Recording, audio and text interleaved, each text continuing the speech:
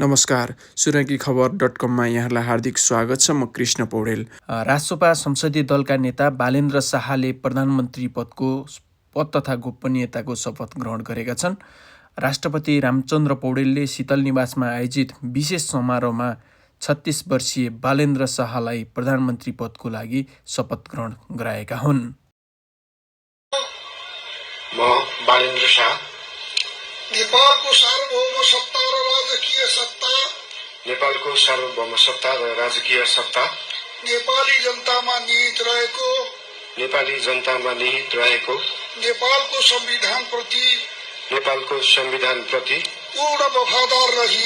पूर्ण वफादार रही सत्यनिष्ठापूर्वक प्रतिज्ञा गर्दै ईश्वर देश र जनताको नाममा शपथ लिन्छु कि प्रधानमन्त्री पदको जिम्मेवारी प्रचलित कानूनको पालना गरी मुलुक र जनताको भलो चिताई कसैको डर नमानी पक्षपात नगरी पूर्वाग्रह वा खराब भावना नलिई ईमानदारीका साथ गर्नेछु र आफ्नो कर्तव्य पालनको सिलसिलामा आफूलाई जानकारीमा आएको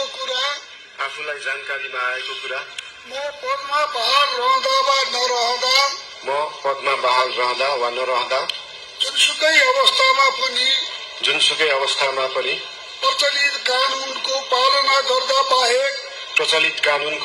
गर्दा बाहेक अरू अवस्थामा कुनै किसिमबाट पनि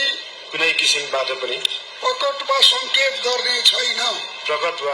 गर्ने छैन। धन्यवाद।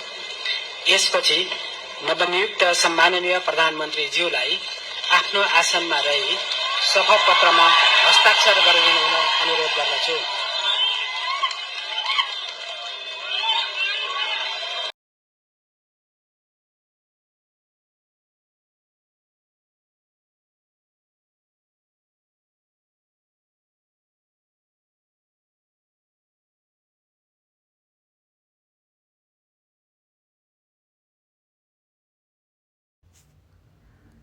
नवनियुक्त प्रधानमन्त्री बालेन्द्र शाहज्यू र निवर्तमान प्रधानमन्त्री सुशीला कार्की बीचमा बधाई साटासाट तथा अङ्कमाल भएको छ।